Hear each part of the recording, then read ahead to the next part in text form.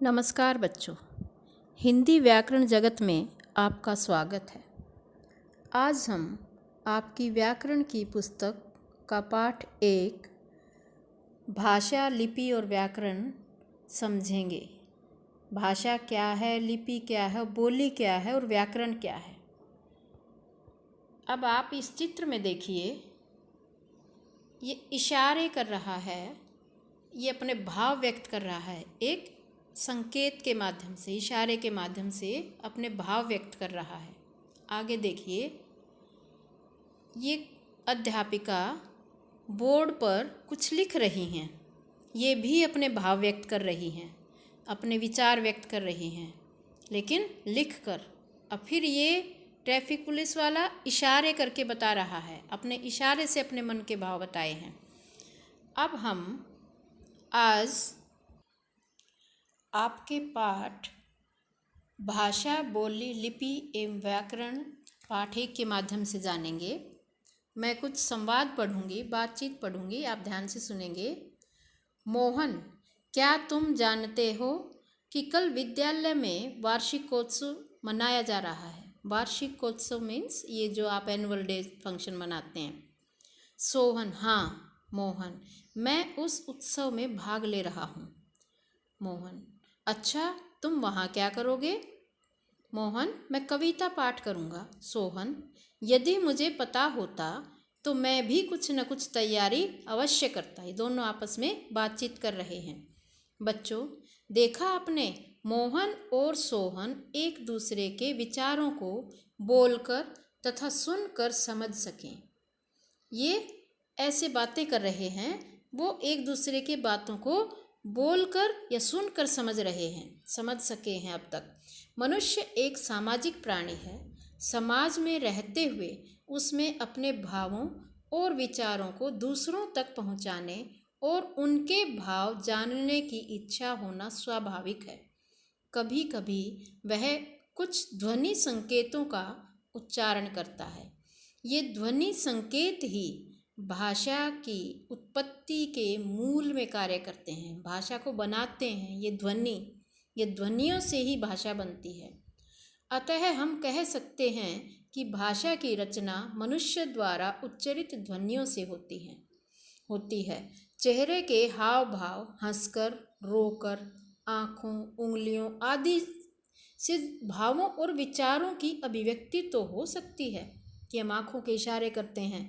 अभिव्यक्ति तो हो सकती है कि ये क्या क्या कहना चाहते हैं, पर वह भाषा नहीं कही जा सकती। जो इशारा हम करते हैं वो भाषा नहीं कही जा सकती, उसमें बोलना होता है, लिखना होता है। भाषा वह समर्थ साधन है जिसके द्वारा मनुष्य बोलकर या लिखकर अपने भावों तथा विचारों का आदान प्रदान करता है। या तो अपने भाव लिखकर दूसरे तक पहुंचाएगा या बोलकर पहुंचाएगा। भाषा के 2 रूप हैं, मौखिक भाषा और लिखित भाषा।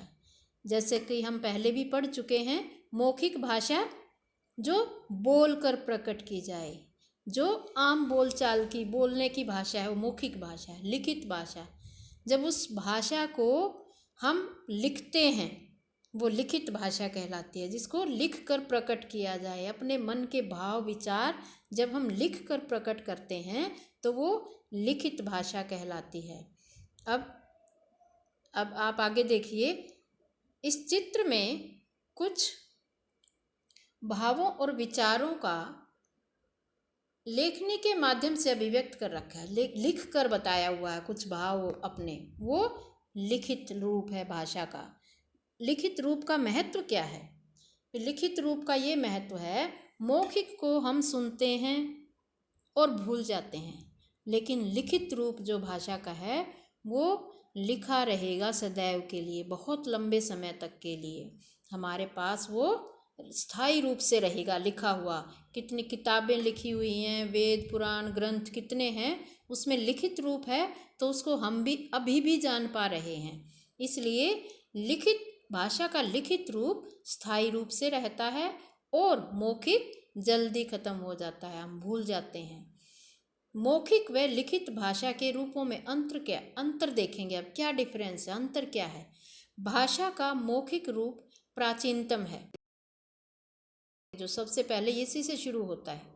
यही भाषा का मूल रूप है। लिखित भाषा का विकास बाद में हुआ। बच्चा आसपास के वातावरण से बिना प्रयास किए जो भाषा सीख जाता है वह भाषा का मौखिक रूप है। पर लिखित रूप सीखने के लिए अभ्यास और प्रयत्न की आवश्यकता होती है। उसको कैसे लिखा जाता है, वर्ण की बनावट कैसे होती है, उसे लिपि जाननी पड़ती है। भाषा का मौखिक रूप आसानी से बदलता रहता है, जबकि लिखित रूप स्थायी होता है। अब बोली क्या है? भारत जैसे विशाल देश में अनेक बोलियां प्रचलित हैं। अलग अलग क्षेत्र में, छोटे छोटे में अलग अलग बोलियां हैं। उनमें से प्रमुख हैं हरियाणवी, कन्नौजी, मारवाड़ी, कुमाऊनी, छत्तीसगढ़ी, राजस्थानी आदि। ये कुछ बोलियां हैं। बोली जो अलग अलग सीमित क्षेत्र में बोली जाती हैं। अर्थात हम कह सकते हैं कि कोस कोस पर पानी बदले, चार कोस पर वाणी। वाणी मीन्स आवाज़। ये बोली, भाषा जो बदल जाती है, बोली। थोड़ी थोड़ी दूर पर बदलने वाली मौखिक भाषा का स्थानीय रूप बोली कहलाता। स्थानीय, वहाँ के रहने वाले जो स्थानीय लोग हैं वो जिस भाषा का प्रयोग करते हैं वो बोली कहलाता है। उपभाषा व भाषा में अंतर जानिए। बोली की अपेक्षा उपभाषा का क्षेत्र विस्तृत होता है। उसमें अनेक बोलियां आ जाती हैं उपभाषा में। एक उपभाषा में अनेक बोलियां हो सकती हैं। जब एक साहित्यकार द्वारा वो अपने अलग अलग बहुत सारी रचनाएं उस बोली में जब वो लिख देता है तो उसको मान्यता मिल जाती है और वह उपभाषा का रूप ले लेती है। जब कोई साहित्यकार किसी एक बोली में अपने अलग अलग रचनाएं करता है तो वो बोली उपभाषा का रूप ले लेती है। जैसे अभी आप देखिए, तुलसीदास ने अवधी में रामचरितमानस की रचना कर उसे भाषा का दर्जा दिलाया। जब अवधी में रामचरितमानस लिखा गया तो वो भाषा का दर्जा दिला दिया उसको। हिंदी भाषा को 5 उपभाषाओं में बांटा गया है। उनकी अलग अलग बोलियां हैं। अब देखिए उपभाषा कौन सी है और उन उपभाषा के अंतर्गत कौन कौन सी बोलियां आती हैं। पूर्वी हिंदी अवधी, बघेली, छत्तीसगढ़ी। पश्चिमी हिंदी खड़ी बोली, ब्रजभाषा, हरियाणवी, बुंदेली, कन्नौजी। तो जो ये हमारी हरियाणवी बोली है ये पश्चिमी हिंदी में आती है। बिहारी हिंदी भोजपुरी, मैथिली, मगही। पहाड़ी हिंदी गढ़वाली, कुमाऊनी। राजस्थानी हिंदी मेवाती, मारवाड़ी, जयपुरी। ये सब आते हैं राजस्थानी हिंदी में। अब लिपि क्या है?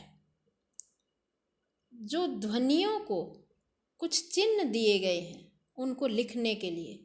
जब ध्वनि भाषा जब निकलती है, जब वो बोल निकलते हैं मुंह से, उनको कुछ चिन्ह दिए गए हैं लिखने के लिए, वो लिपि है। मौखिक ध्वनियों को लिखित रूप में अंकित करने के लिए मीन्स लिखने के लिए निश्चित किए गए चिन्ह लिपि कहलाते हैं। भाषा की अपनी अपनी अलग अलग भाषा की लिपि अलग है।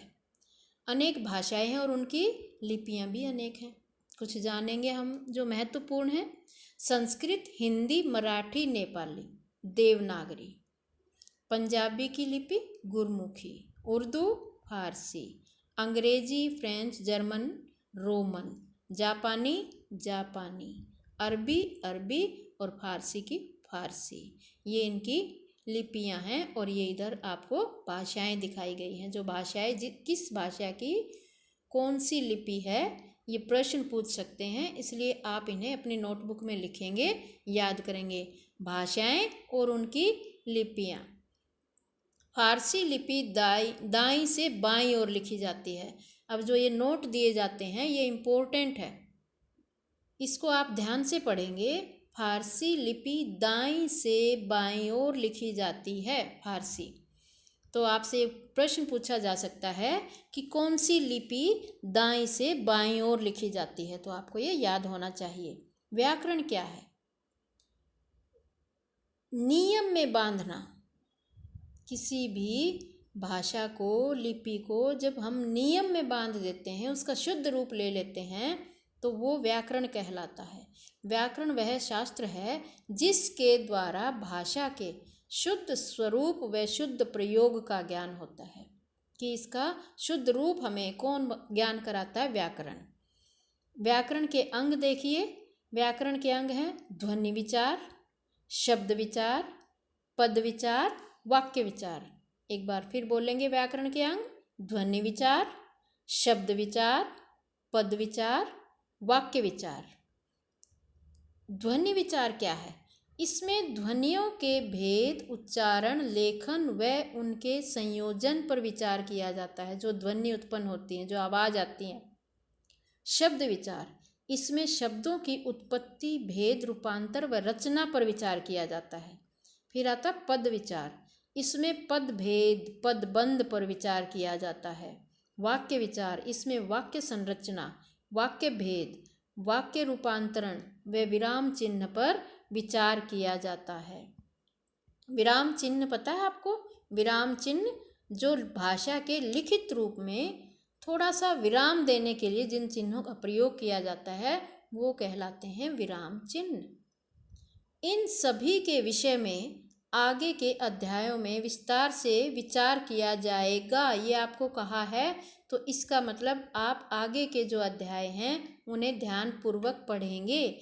ये शॉर्ट में आपको बताए गए हैं। ध्वनि विचार क्या है, शब्द विचार क्या है, पद विचार क्या है, वाक्य विचार क्या है। आगे ये आपको अध्याय मिलेंगे, पूरे पाठ मिलेंगे, उसमें इनकी एक्सप्लेनेशन मिलेगी, अच्छे से जानकारी मिलेगी विस्तार पूर्वक।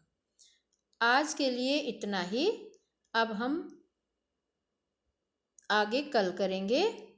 इतना आप परिभाषाएं लिखेंगे, इतना ही पढ़ेंगे जितना मैंने पढ़ाया। अब आप सबके पास व्याकरण की पुस्तक भी है, आप ध्यानपूर्वक दोबारा पढ़ेंगे और परिभाषा अपनी नोटबुक में लिखेंगे। किस किस की लिखेंगे? भाषा, बोली, लिपि और व्याकरण, और व्याकरण के अंग।